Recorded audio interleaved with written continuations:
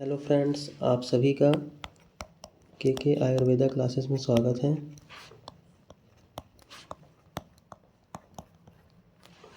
और आज हम रचना शरीर के सेकंड अध्याय परिभाषा शरीर में डिस्कस करेंगे। मीन्स कि आज मैं आपको परिभाषा शरीर चैप्टर पढ़ाऊँगा। परिभाषा शरीर में एक बार देख लेते हैं हमें क्या क्या पढ़ना है। कूर्च, कंडरा, जाल, अस्थि संघात, सीमांत, सेवनी, रज्जु और लसिका। ये 8 पॉइंट पढ़ने हैं। 2, 3, 4, 5, 6, 7 और 8, ये 8 चीज़ें पढ़नी है। फिर क्या दिया है, टर्मिनोलॉजी रिलेटेड सडंग शारीर। देखिए सडंग शारीर जो है हमने इसके जस्ट पहले लेक्चर में, यानी कि आप इसका सेकंड लेक्चर देखिएगा, ठीक है। फर्स्ट चैप्टर का चैप्टर 1 का लेक्चर 2 में हमने टर्मिनोलॉजी पढ़ी हुई सडंग शारीर की, ठीक है, वहाँ से आप देख लीजिएगा। आइए परिभाषा शारीर स्टार्ट करते हैं। तो परिभाषा शारीर में क्या क्या पढ़ना है हमें। कंडरा, जाल, कूर्च, मांस, रज्जु, सेवनी, सीमांत, संघात। यहाँ पे एक चीज़ और ऐड कर लीजिए, लसिका, ठीक है। ये चीज़ें हमें पढ़नी है। अच्छा, एक चीज़ ध्यान रखिए कि ये जो मैं पढ़ा रहा हूँ ये एकदम कंप्लीट नोट्स है, ठीक है। इसी को आप बनाते हुए चलिए, इसके अलावा आप कुछ पढ़ना नहीं है एक्स्ट्रा, इसी से सारा फंसेगा, ठीक है। ये उस हिसाब से नोट्स बनाई गई है, तो आप इसको देखते हुए चलिए। और बाकी श्लोक तो याद करना ही है, मैं पहले भी बता चुका हूँ और फिर से बता रहा हूँ। श्लोक से याद करने हैं, जो श्लोक से याद करनी है मैं बताते रहूँगा, ठीक है। चलिए स्टार्ट करते हैं। फर्स्ट क्या है, कंडरा। कंडरा को इंग्लिश में टेंडन कहते हैं, यानी कि मॉडर्न में टेंडन कहते हैं। और इसकी परिभाषा देखते हैं पहले। परिभाषा क्या होती है, पहले श्लोक पढ़ेंगे। महत्या स्नायवः प्रोक्ताः कंडराः प्रसारण आकुंचनयोः दृष्टम तासां प्रयोजनम।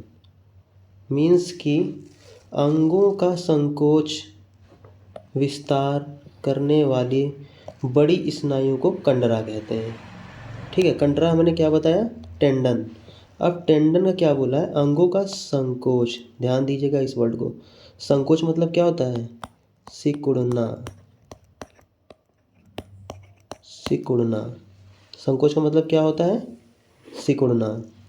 और विस्तार का मतलब क्या होता है, फैलना।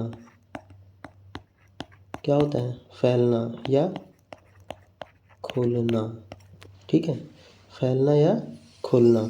तो हम क्या कह सकते हैं, अंगों का सिकुड़ना या विस्तार मतलब एक्सटेंशन, मतलब फैलना या खुलना करने वाली बड़ी स्नायुओं को कंडरा कहते हैं। मीन्स कि कोई भी अंग है उसका सिकुड़ना और अंग का फैलना या खुलना, इसे क्या कहेंगे, बड़ी स्नायु। इसी की बड़ी स्नायु को कंडरा कहते हैं, ठीक है। इसकी बड़ी स्नायु को कंडरा कहते हैं। फिर आगे देखेंगे, वृत्तास्तु कंडराः, मतलब कि गोल स्नायुएं क्या कहलाती हैं, कंडरा कहलाती हैं। वृत्तास्तु, वृत्त मतलब क्या होता है, गोला होता है, सबको पता है। तो वृत्तास्तु कंडरा मतलब क्या हो जाएगा, गोल स्नायुएं। गोल स्नायुएं क्या कहलाती हैं, कंडरा कहलाती हैं। क्लियर। ये स्नायुएं अधिकतर शाखाओं यानी कि एक्सट्रीमिटीज़ और संधियों में होती हैं, ठीक है। ये स्नायुएं कहाँ होती हैं, शाखाओं में होती हैं और संधियों में होती हैं। शाखा क्या होता है, जो हाथ पैर होते हैं वो शाखाएं होती हैं, ठीक है। और संधियाँ जहाँ पे 2 या 2 से अधिक हड्डियाँ मिलती हैं, 2 या 2 से अधिक अस्थियाँ मिलती हैं, ठीक है, वो क्या होती हैं, अस्थियाँ, वो सॉरी संधियाँ होती हैं। तो अभी हम इनकी संख्या देखेंगे। क्या देखेंगे, संख्या क्या है, षोडश कंडराः। आचार्य सुश्रुत के अनुसार षोडश कंडरा। षोडश मतलब क्या होता है, 16। कितनी कंडराएँ होती हैं, षोडश कंडराएँ, यानी कि 16 कंडराएँ होती हैं। कहाँ कहाँ होती हैं ये भी देख लेते हैं। क्या लिखा है, पाद। पाद मतलब क्या होता है, पैर। पाद मतलब पैर। अब पैर कितने होते हैं हमारे, 2 पैर होते हैं, दोनों में कितनी मिला के 4 कंडराएँ होती हैं, ठीक है। फिर लिखेंगे हस्त। हस्त मतलब क्या होता है, हाथ। अब हाथ कितने होते हैं, 2 हाथ होते हैं, दोनों हाथों में मिला के 4 यहाँ भी कंडराएँ होती हैं। फिर देखेंगे ग्रीवा। ग्रीवा और मतलब क्या कहते हैं, गर्दन। गर्दन में कितनी होती हैं, यहाँ भी 4 होती हैं। पृष्ठ मतलब पीठ। पीठ में कितनी होती हैं, 4 होती हैं। मीन्स कि 4 हाथ पैर में होती हैं, 4 हाथ में होती हैं, 4 ग्रीवा में होती हैं और 4 पृष्ठ यानी कि पीठ में होती हैं। कुल मिला के कितनी कंडराएँ हो जाती हैं इस तरह, 16 कंडराएँ हो जाती हैं। क्लियर।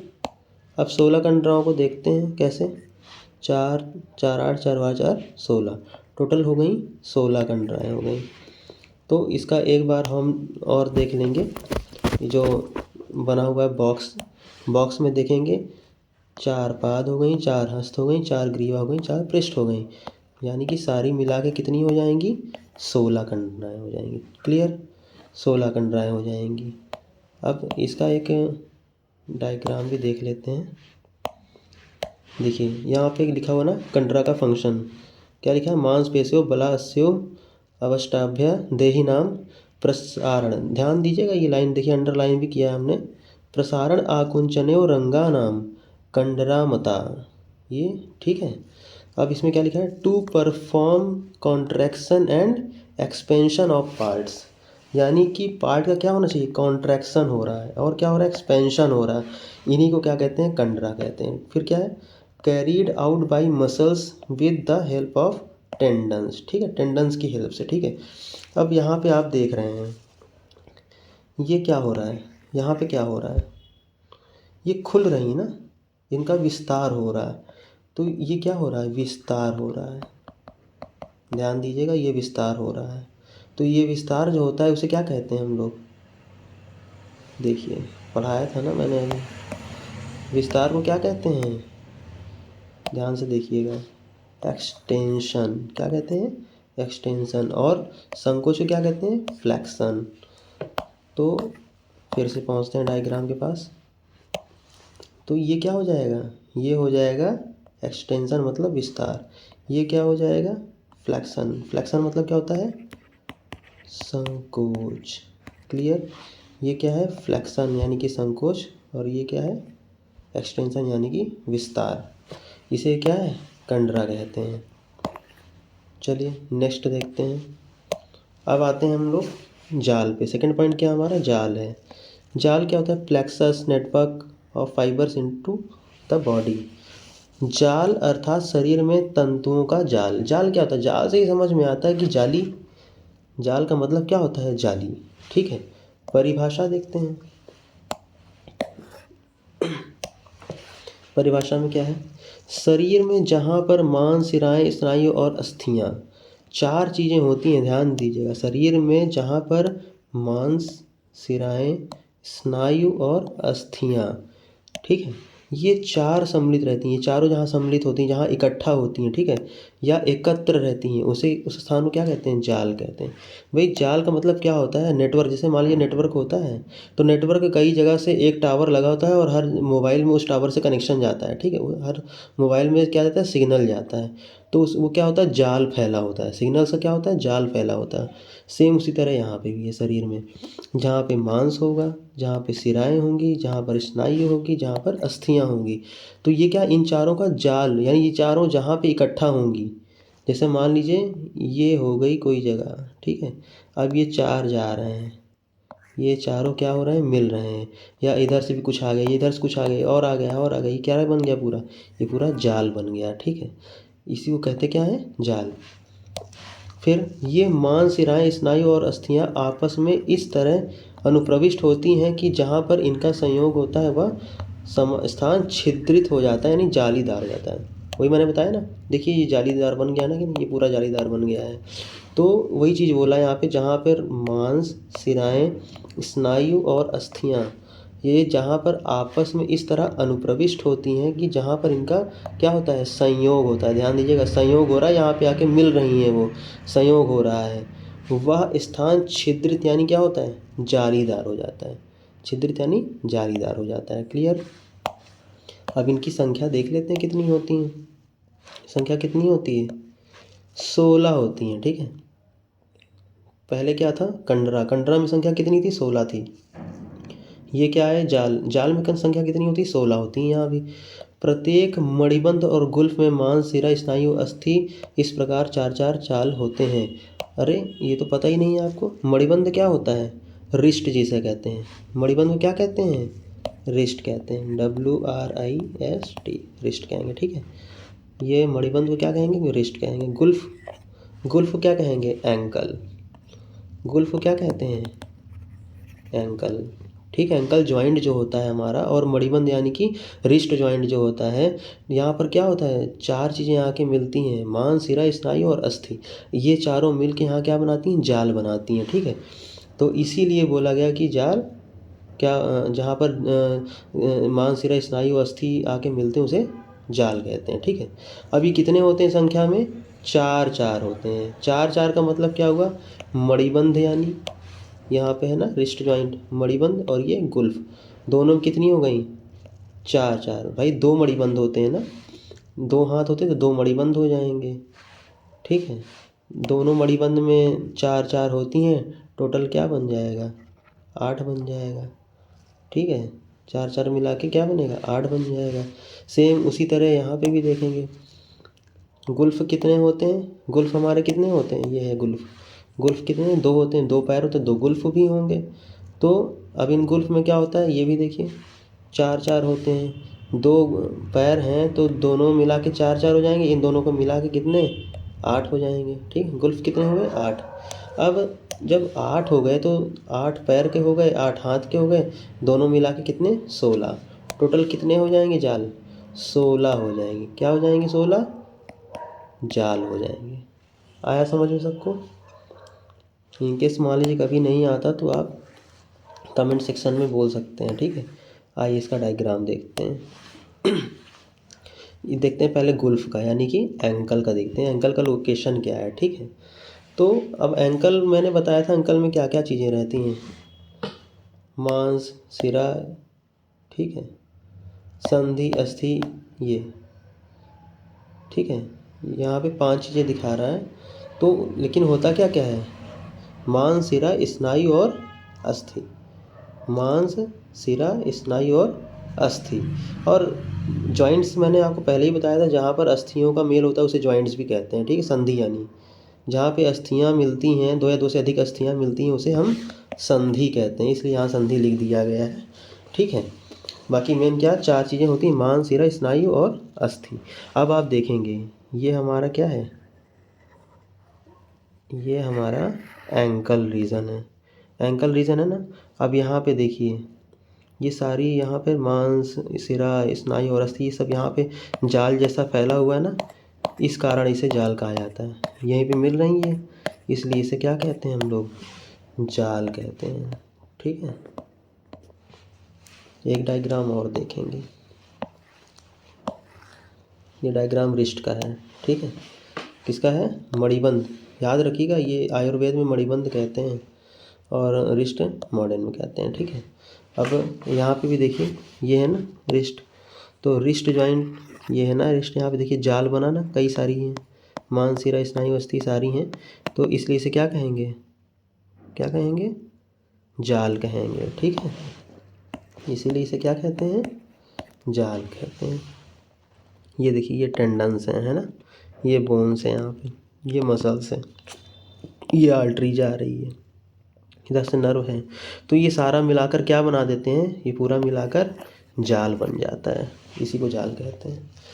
एक बार और रिवाइज कर लेते हैं, जाल कितनी होती हैं, 16 होती हैं। क्यों 16 होती हैं, एंकल में कितनी होती हैं, एंकल में 4 + 4, 2 एंकल होते हैं ना, एंकल कितने होते हैं, 2 होते हैं। तो 2 + 2 मिला के 4 + 4 मिला के 8 हो गए, ठीक है। और फिर यहाँ पे देखते हैं एंकल के बाद क्या आता है, रिस्ट, रिस्ट कितने होते हैं, ये भी 2 होते हैं, एक में 4 + 4 दोनों मिला के 8 हो गए। टोटल कितने हो जाएंगे, 8 + 8 मिला के टोटल 16 जाल, क्या हो जाएंगे, 16 जाल हो, सॉरी जाला लिख दिया मैंने, जाल होगा, ठीक है।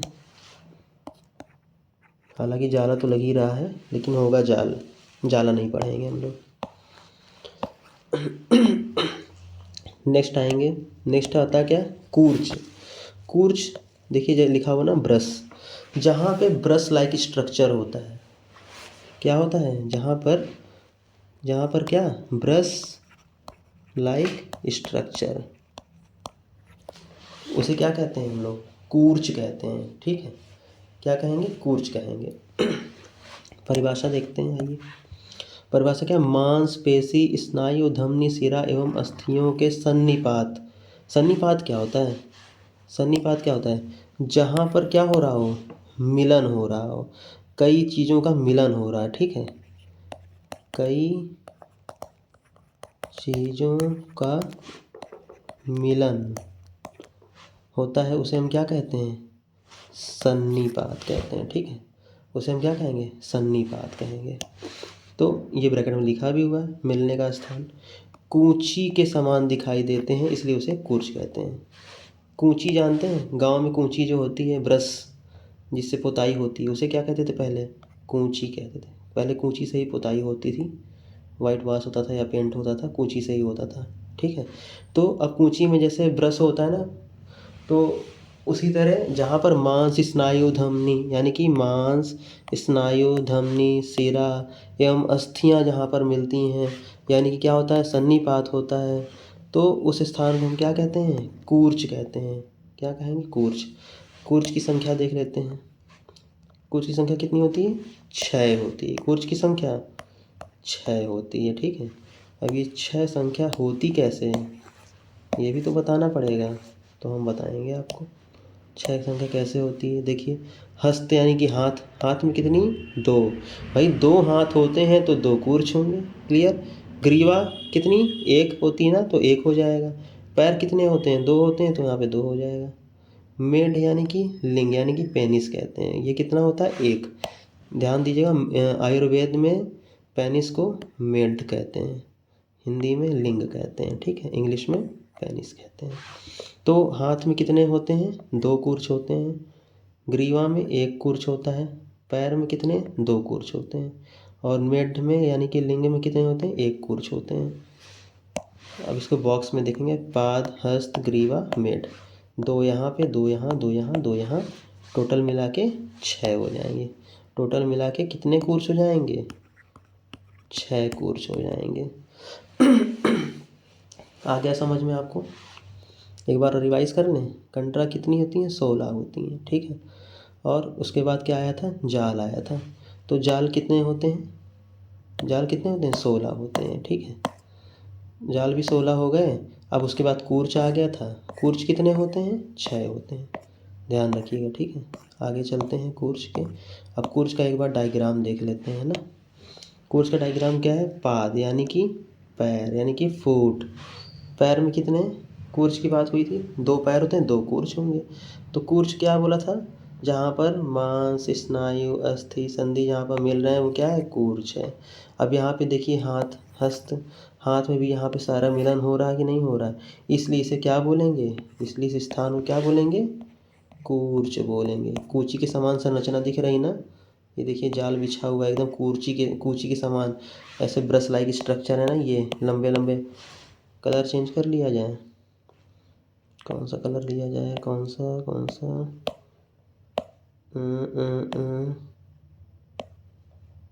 कौन सा कलर, ब्लैक लेते हैं क्या, ये देखिए ब्लैक लेके थोड़ा बड़ा, ये यहाँ पे उसी तरह यहाँ पे ब्रश लाइक स्ट्रक्चर बन रहा है, इसलिए इसे क्या बोला गया है, कूर्च बोला गया है। ठीक है, इसी कारण से कूर्च बोला गया है। आइए आगे चलते हैं। अब यहाँ पे कूर्च देखते हैं, ग्रीवा का कूर्च, ये क्या लिखा है, ग्रीवा। ग्रीवा कहाँ है, ये है ग्रीवा। देखिए यहाँ पे ये ब्रश लाइक स्ट्रक्चर बना हुआ है ना, ब्रश लाइक स्ट्रक्चर बना है कि नहीं बना है, ब्रश लाइक स्ट्रक्चर ये बना है, ये देखिए ये यहाँ पे ब्रश लाइक स्ट्रक्चर बना हुआ है, इसलिए इसे क्या कह रहे हैं हम लोग, इसी कारण केवल इसे हम कूर्च कह रहे हैं। क्लियर, कूर्च कहेंगे। क्या लिखा है, tendons and muscles at the neck appear in the shape of broom although they are not tied like retinaculum but clavicle supports them anteriorly. Clavicle bone होती है ना, ये है अपनी क्लेविकल बोन, ये है दोनों तरफ, ठीक है, ब्यूटी बोन भी कहते हैं इसे। तो क्लेविकल बोन क्या करती है, इसे सपोर्ट करती है। क्या करती है, क्लेविकल बोन, क्लेविकल बोन क्या कर रही है, सपोर्ट कर रही, ठीक है, क्लेविकल बोन क्या कर रही है, सपोर्ट कर रही। तब ये क्या बन रहा है, कूर्च बन रहा है यहाँ पे, ठीक है। नेक्स्ट देखेंगे हम लोग, नेक्स्ट कूर्च कहाँ बन रहा था, हमने बताया था ना, कूर्च कहाँ बना था, हस्तपाद, ग्रीवा और मेड में। मेड क्या, पेनिस, ये देखिए ये है पेनिस। तो पेनिस में भी क्या बनेगा, कूर्च। यहाँ पे देखिए स्ट्रक्चर बन रहा है ना, ये देखिए आप, ये देखिए कूची की तरह संरचना बन रही ना, इसलिए इसे कूर्च कहा गया है। तो मेड में क्या है तो यहाँ पे क्या बन रहा है, कूची लाइक स्ट्रक्चर, इसलिए इसे क्या कहेंगे हम लोग, कूर्च कहेंगे। आ गया समझ में। आइए नेक्स्ट चलते हैं। नेक्स्ट क्या है हमारा, मांस रज्जु या रज्जु। मांस रज्जु या रज्जु परिभाषा क्या होती है, मांसपेशियों की रस्सी यानी कि डोरी के समान जो रचनाएं होती हैं पीठ में, ध्यान दीजिएगा कहाँ पे, पृष्ठ यानी कि पीठ में, उन्हें मांस रज्जु कहते हैं। मांस रज्जु क्या होती है, मांसपेशियों की रस्सी के समान, ठीक है, ये क्या लिखा हुआ है, रस्सी, मांसपेशियों की जहाँ पर रस्सी के समान संरचना होती है या रचना होती है उसे हम क्या कहते हैं, पृष्ठ में होती है ना, तो उसे हम क्या कहेंगे, मांस रज्जु कहेंगे। फिर या जिनमें तंतुओं की रचना हो उसे रज्जु कहते हैं। तंतु मतलब क्या होता है, फाइबर्स, जिसमें तंतुओं की रचना उसे क्या कहेंगे हम लोग, रज्जु कहेंगे, ठीक है। ये हो गया मांस रज्जु, ये क्या हो गया, रज्जु। जहाँ पर मांसपेशियों की रस्सी के समान संरचना होती है उसे मांस रज्जु कहते हैं, जहाँ पर तंतुओं की रचना होती है उसे रज्जु कहते हैं। नेक्स्ट देखेंगे संख्या इसकी, संख्या कितनी होती है भाई, 4 होती हैं। कितनी होती हैं, 4 होती हैं। पृष्ठवंश यानी कि वर्टिब्रल कॉलम, पृष्ठवंश के दोनों ओर और 2 अंदर होती है, 2 बाहर होती है, ठीक है, दोनों ओर तो होती है लेकिन 2 अंदर होती है और 2 बाहर होती है। इस प्रकार 4 बड़ी दृढ़ और लंबी पेशियां रहती हैं, उन्हें क्या कहेंगे हम लोग, उन्हें कहेंगे मांस रज्जु। क्लियर, कहाँ पे होती है, पहले देखिए संख्या कितनी, 4, संख्या कितनी होती है, 4 होती है। होती कहाँ है, पृष्ठवंश में होती है यानी कि वर्टिब्रल कॉलम में होती है। कहाँ कहाँ, दोनों ओर होती है, 2 अंदर होती है और 2 बाहर होती है। तो इस प्रकार क्या होता है, 4 बड़ी होती हैं, बड़ी दृढ़ और लंबी पेशियां रहती हैं, उन्हें क्या कहेंगे, मांस रज्जु कहेंगे। आया बात समझ में, उन्हें कहेंगे हम मांस रज्जु कहेंगे। आइए डायग्राम में देख लेते हैं। अब डायग्राम आप देख रहे हैं, डायग्राम जो है, डायग्राम में देखिए, वाइट कलर लेते हैं, ठीक है। डायग्राम में ये देखिए, ये देखिए, ठीक है, ये रस्सी के समान संरचना दिख रही है ना, ये रस्सी के समान दिख रही है, रस्सी के समान दिख रही है। तो इसे हम लोग क्या बोल दिए, इसे हम लोग क्या बोल दिए, मांस रज्जु कह दिए, मांस, सॉरी रज्जु को रज्जु लिख दिया हमने, रज्जु होगा, रज्जु, ठीक है। ये क्या हो गया, मांस रज्जु। ये क्या है, मांस रज्जु है, डोरी के समान, डोरी के समान संरचना, ये क्या है, मांस रज्जु, डोरी के समान, क्या हो जाएगा, मांस रज्जु हो जाएगा। नेक्स्ट देखते हैं, नेक्स्ट क्या दिया हुआ है, सेवनी दिया है। सेवनी तो नाम से ही समझ में आ रहा है, सेवनी सिलना है, सूचर, जहाँ पे सूचर लाइक स्ट्रक्चर होता है, क्या होता है, सूचर लाइक स्ट्रक्चर होता है, ठीक है। कहाँ कहाँ होता है, रैफे में होता है और रिच में होता है, ठीक है।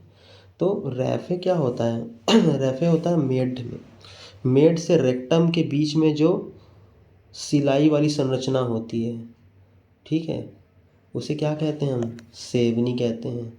और वो होता कहाँ, रैफे में होता है। रैफे किसे कहते हैं, जो मेड्स के रेक्टम के बीच में जो संरचना होती है, लाइन बनी होती है, उसे हम कहेंगे रैफे कहेंगे। ठीक है, आइए आगे देखते हैं परिभाषा।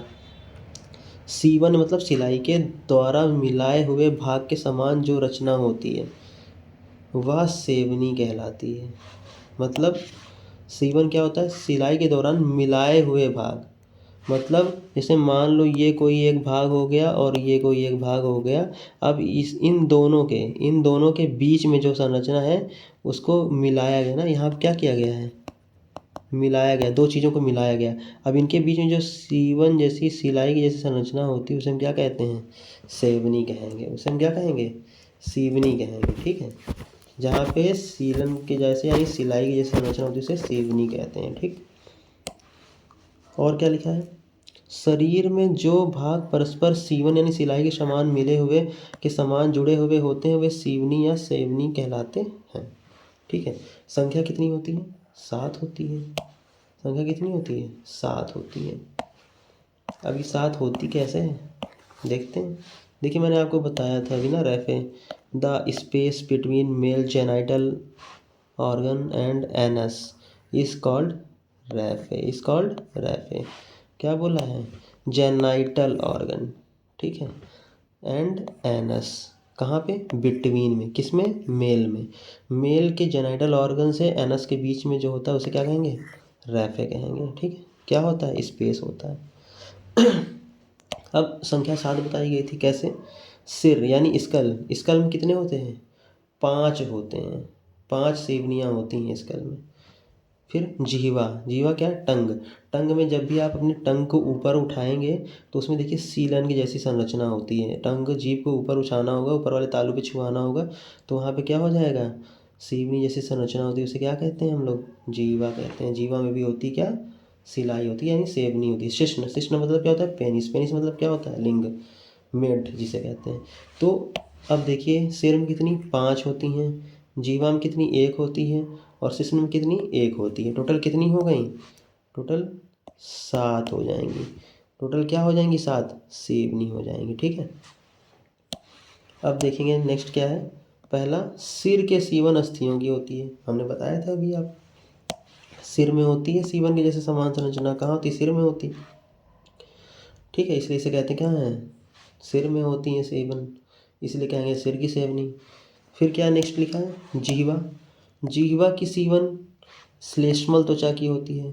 जीवा की जो सीवन होती है, सिलाई होती है, उसे क्या कहते हैं, श्लेष्मल त्वचा की होती है। वो श्लेष्मल त्वचा की होती है, ध्यान रखना, ये नाम याद रखना पड़ेगा। ठीक है, किसमें की होती है, श्लेष्मल त्वचा की होती है। और सिर की किसकी होती है, अस्थियों की होती है, ध्यान रखना है, सिर में अस्थियों की होती है, जीवा में श्लेष्मल की होती है। नेक्स्ट देखेंगे शिश्न में, शिश्न की सीवन त्वचा की होती है। शिश्न की सीवन किसकी होती है, त्वचा की होती है। क्लियर, तीनों को याद रखना पड़ेगा। तो एक बार और रिवाइज कर लेंगे, सिर की जो सीवन होती है वो अस्थियों की होती है, जीवा की सीवन जो होती है वो श्लेष्मल त्वचा की होती है, और शिश्न की जो सीवन होती है वो त्वचा की होती है।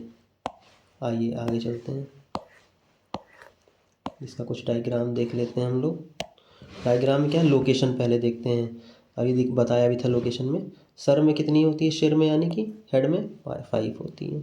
जीवा में कितनी, 1। शेफ यानी कि, शेफ मतलब क्या होता है, पेनिस यानी कि मेड में कितनी, 1 होती है। ठीक है, all these locations have important veins underneath, underneath. ठीक है, क्या है, dorsal when, penis, Venus sinus सब ब्रेन। देखिए यहाँ पे सीवन है ना, ये देखिए ये सीवन जैसी संरचना है, ये देखिए ये यहाँ पे ऐसे ऐसे ऐसे ऐसे ऐसे ऐसे, ठीक है, सीवन जैसी संरचना है, ये देखिए ये, तो ये क्या है, सीवन है। ठीक है, डीप इंग्वाइल, अभी मैंने बताया ना, जीभ को ऊपर छुआइए, जीभ को ऊपर छुआइए तो ये जो बन रहा है ये, यही क्या हो जाएगा आपका, यही हो जाएगा क्या, सीवन, यही क्या हो जाएगा, C1 हो जाएगा। अब देखिए ये पेनिस है ना, यहाँ पे ये इस वाले डायग्राम पे पेनिस में जो आ रही है उसे क्या कह रहे हैं हम लोग, ठीक है, उसे क्या कहेंगे हम लोग, C1 कहेंगे। ठीक है, आया समझ में। आइए आगे चलते हैं। नेक्स्ट क्या है, संघात यानी कि अस्थि संघात, संघात यानी अस्थि संघात यानी कि जॉइंट। परिभाषा क्या है? जहाँ दो या दो से अधिक अस्थियाँ एक स्थान में रहती हैं उस स्थान को अस्थि संघात कहते हैं। जहाँ पे दो या कितनी, दो या दो से अधिक क्या मिलती हैं, अस्थियाँ मिलती हैं एक स्थान में, उस स्थान को क्या कहते हैं, अस्थि संघात कहते हैं। अस्थि संघात कहते हैं। संख्या कितनी होती है, 14 होती है। अस्थि संघात की संख्या कितनी होती है, 14 होती है, यानी कि 14 होती है। ठीक है, कहाँ कहाँ होती है आइए वो भी देख लेते हैं। गुल्फ में होती है। गुल्फ मतलब क्या होता है, गुल्फ मतलब क्या होता है, गुल्फ का मतलब होता है क्या, एंकल। जानू का मतलब क्या होता है, नी जॉइंट। जहाँ पे नी होती है उसे क्या कहेंगे, जानू कहेंगे। वंशड़ क्या होता है, हिप होता है। मणिबंध क्या होता है, व्रिस्ट जॉइंट होता है। कूरपर क्या होता है, कूरपर होता है आपका एल्बो जॉइंट होता है। ठीक है, कक्षा शोल्डर, त्रिक सिर, सिर आपको पता ही है। तो ये सारे क्या हो जाएंगे, जॉइंट हो जाएंगे। ठीक है, अब यहीं पे क्या हुआ है, यहीं पे हमें क्या मिलेगा, अस्थि संघात हो रहा है। अस्थियाँ मिल रही कौन कौन सी, गुल्फ में कितनी, दो। जानू में कितनी, दो। मणिबंध वंशड़ में कितनी, दो। मणिबंध में कितनी, दो। कुरपर में दो, कक्षा में दो, त्रिक में एक, सिर में एक। टोटल कितनी हो गई, 14 हो गई। टोटल कितनी हो जाएंगी, 14 हो जाएंगी। तो संघात कितने होते हैं, 14 संघात होते हैं टोटल। ठीक है, तो 40 हो जाएंगे, 14 सॉरी, 40 नहीं 14। संघात टोटल कितने हो जाएंगे, 14 हो जाएंगे। संघात मतलब क्या होता है, जहाँ पर दो या दो से अधिक अस्थियाँ मिलती हैं तो वहाँ पे उसे अस्थि संघात कहते हैं। ठीक है, कुछ इसका डायग्राम देख लेते हैं। ये है गुल्फ, बोले थे ना एंकल जॉइंट जो होता है ये बन रहा है। अब यहाँ पे अस्थियाँ कई सारी मिल रही ना, ये यहाँ पे अस्थियाँ कई सारी मिल रही, इसे अस्थि संघात कहेंगे। जानू यानी कि नी जॉइंट, ये देखिए यहाँ पे कई अस्थियाँ मिल रही हैं, दो या दो से अधिक अस्थियाँ मिल रही हैं, इसलिए इसे क्या कहेंगे, जानू कहेंगे। ये भी अस्थि संघात है। वंक्षण है ये आपका हिप जॉइंट में होता है ना वंक्षण, तो यहाँ पे भी दो या दो से अधिक अस्थियाँ मिल रही, इसलिए क्या कहेंगे, इसे अस्थि संघात कहेंगे। ये रिस्ट जॉइंट, यहाँ भी देखिए कई सारी अस्थियाँ मिल रही ना, दो या दो से अधिक अस्थियाँ, इसलिए भी इसे अस्थि संघात कहेंगे। एल्बो जॉइंट, एल्बो जॉइंट में दो या दो से अधिक अस्थियाँ मिल रही, इसलिए इसे क्या कहेंगे हम लोग, अस्थि संघात कहेंगे। ठीक, अंश, अंश यानी कि ये शोल्डर जॉइंट, यहाँ पे भी क्या मिल रहा है, दो या दो से अधिक अस्थियाँ मिल रही, इसलिए क्या कहेंगे हम, इसे अस्थि संघात कहेंगे। ठीक है, आया समझ में। ये कूरपर है, कूरपर ध्यान दीजिएगा, एल्बो जॉइंट कूरपर बताया था मैंने आपको। ध्यान रखिए, सारे नाम बहुत, आयुर्वेद के नाम थोड़ा टफ होते हैं बट याद तो करने ही पड़ेंगे। नेक्स्ट क्या है, सीमंत। सीमंत क्या होता है, परिभाषा, दो या दो से अधिक अस्थियों के किनारे यानी कि एंड जहाँ आकर मिलते हैं वह सीमंत कहलाता है। ठीक है, दो या दो से अधिक अस्थियाँ जहाँ पे होती हैं, जैसे मान लीजिए ये दो अस्थियाँ हैं, दो या दो से अधिक अस्थियाँ हो गई, और जहाँ पे मतलब मिलती हैं, किनारा जो होता है वो क्या होता है, आपका सीमंत होता है। ठीक है, ध्यान दीजिएगा।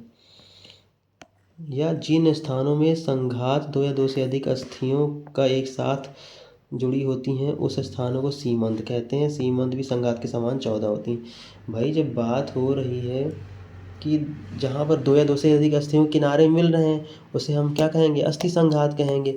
तो जब दो या दो से अधिक अस्थियाँ यहाँ भी मिल रही, सीमंत बोला है ना, दो या दो से अधिक अस्थियों के किनारे जहाँ आकर मिलते हैं, भाई अस्थियाँ वहाँ भी मिल रही थी, अस्थियाँ यहाँ भी मिल रही हैं, तो इसलिए इसे क्या बोला गया, सीमंत बोला गया। ठीक है, जिन स्थानों में संघात यानी कि दो या दो से अधिक अस्थियाँ एक साथ सीवन करके, ठीक है, जुड़ी हुई होती हैं, ठीक है, उन्हीं स्थानों को सीमंत कहा जाता है।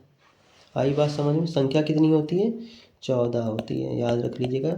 सॉरी 16 लिख दिया मैंने, 14 संख्या होती है। ठीक है, संख्या कितनी होती है, 14 होती है। आइए आगे देखते हैं, ये सीमंत का डायग्राम देख लेते हैं। क्या है, एक्स्ट्रा सीमंत लोकेशन, एबव हिप बोन, ये हिप बोन है। ठीक है, अब देखिए ये क्या हो रहा है, दो से या दो से अधिक अस्थियाँ क्या मिल रही है ना, किनारे, इनके किनारे जो होते हैं, ठीक है, उन्हें क्या कहते हैं हम लोग, अस्थि सॉरी ये सीमंत कहते हैं। ठीक है, जब ये आपस में मिलते हैं तो इसे क्या कहेंगे हम, सीमंत बोलेंगे। क्या बोलेंगे? सीमंत बोलेंगे। फिर आते हैं लसिका की बात करते हैं। लसिका में क्या है? ये है लसिका, ठीक है। लसिका में क्या बोला गया है? लसिका शरीर से अम्ल और अपशिष्ट पदार्थों को बाहर निकालने का कार्य करती है। इसे आयुर्वेद में शरीर के मल निष्कासन प्रक्रियाओं में शामिल किया गया है। क्या करती है लसिका? लसिका शरीर से अम्ल और अपशिष्ट पदार्थ, कौन से? अम्ल और अपशिष्ट पदार्थों क्या करती है? बाहर निकालने का कार्य करती है। किसका कार्य करती है? बाहर निकालने का, मतलब आउट कर देती है। इसे आयुर्वेद में क्या कहेंगे? शरीर के मल निष्कासन। क्या? मल निष्कासन यानी मल निष्कासन यानी कि निकालने की प्रक्रिया में शामिल किया गया, ठीक है। लसिका का विकार क्या होता है? विकार मतलब व्याधि, व्याधि मतलब क्या होता है? डिसीज, ठीक है। यदि लसिका का प्रवाह बाधित हो जाए, लसिका का प्रवाह यदि बाधित हो जाए, जहाँ से लसिका निकल रही वहाँ अगर प्रवाह उसका बाधित हो जाएगा तो शरीर में क्या हो जाएगी? शोथ हो जाएगी, यानी कि सूजन आ जाएगी, शोथ हो जाएगी। ध्यान रखिएगा, लसिका का प्रवाह यदि बाधित हो जाएगा यानी रोक दिया जाएगा या रुक जाएगा तो क्या हो जाएगा? शोथ हो जाएगा। और क्या होगा? गुल्म यानी कि गांठ बन जाएगी। क्या बनेगी? गांठ बन जाएगी। और क्या हो जाएगा? कफ का विकार हो जाएगा। क्या हो जाएगा? कफ। भाई क्या बोला गया? अम्ल और अपशिष्ट पदार्थ। अगर जब अम्ल और अपशिष्ट पदार्थ नहीं निकलेगा तो क्या हो जाएगा? शोथ हो जाएगा, गुल्म हो जाएगा और गांठ बन जाएगी, सॉरी कफ हो जाएगा, ठीक है। इतनी चीज़ें होती हैं। इसे हम थोड़ा सा डायग्राम देख लेते हैं इसका। ये है लसिका। देखिए यहाँ से ये निकल रही ना लसिकाएँ, लसिका निकल रही है, देखिए ये सब लसिकाएँ हैं। ये सारी क्या हैं? लसिकाएँ हैं। ये सारी क्या हैं? लसिकाएँ हैं, ठीक है। ये सारी क्या हैं? लसिकाएँ। इसी को लसिका बोला गया है, ठीक है। तो आई होप, मुझे लग रहा है कि आपको सब समझ में आया होगा। इन केस मान लीजिए आपको कुछ नहीं आया है तो आप मुझे कमेंट बॉक्स में बता सकते हैं, ठीक है। और आपको अगर मेरा लेक्चर अच्छा लगा हो तो प्लीज़ आप उसे सब्सक्राइब करिए, लाइक करिए, शेयर करिए और ज़्यादा से ज़्यादा लोगों के पास पहुंचाइए, ठीक है। ज़्यादा से ज़्यादा लोगों के पास इसको पहुंचाने का प्रयास करिए और मुझे सपोर्ट करिए, ठीक है। और कोई टॉपिक यदि आपको पढ़ना है अलग से तो आप मुझे कमेंट बॉक्स में बता सकते हैं, ठीक है। धन्यवाद।